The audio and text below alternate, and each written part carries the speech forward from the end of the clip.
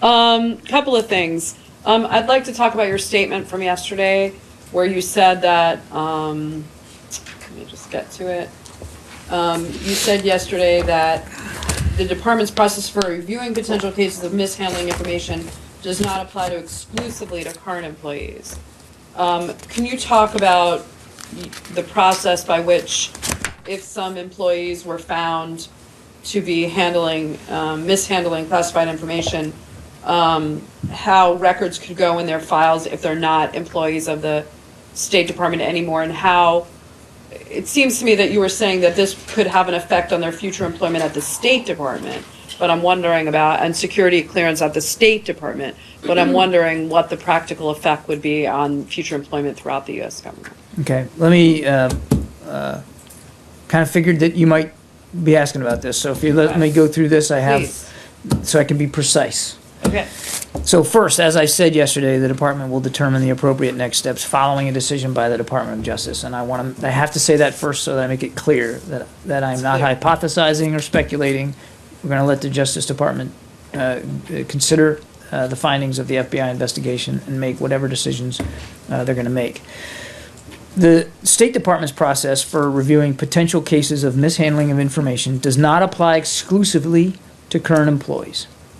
Our process can result in a variety of outcomes, including counseling, issuing warnings, security infractions, security violations, and possibly the revoking of an individual's clearance. An individual's employment status obviously will impact the options that are available to the State Department, of course. So, for instance, while a former employee cannot be disciplined if he or she is no longer employed by the department, there could be repercussions, including issuing a security violation or infraction, which would be kept in their file. Post-State Department employee, which would be kept in their file, or, of course, revoking an individual's security clearance, assuming that individual still needed the clearance to work in another federal agency or something like that. But didn't you say yesterday that the agency that, if their security clearance was like terminated when they left the agency, that it would be up to, that you don't hold the clearance if it is renewed by another agency. In other words, if it is then that agency is responsible, but the State Department could still, could still weigh in. Okay. If the violation happened while they were a State Department employee, we'd have an obligation to do that. So the potential outcomes of the department's process turn on a variety of factors, including the nature of the incident and an individual's record. But the review process for potential mishandling of classified information is the same as for current and former employees, and it's done by Diplomatic Security, DS.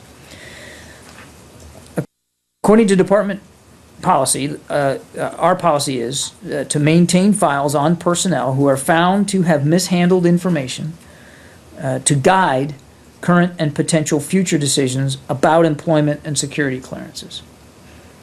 And again, we wouldn't prejudge the outcome. But are these files like kept in the State Department? Are they OPM files? Like, do they go into like the ether of all government employees, or is this just when you're considering rehiring at the State Department? I'll take the question. I don't know. I mean, my understanding is that if we have reason to create such a file, we would maintain that file. But let me just check and see the degree to which I have one other one. shared. I should have asked this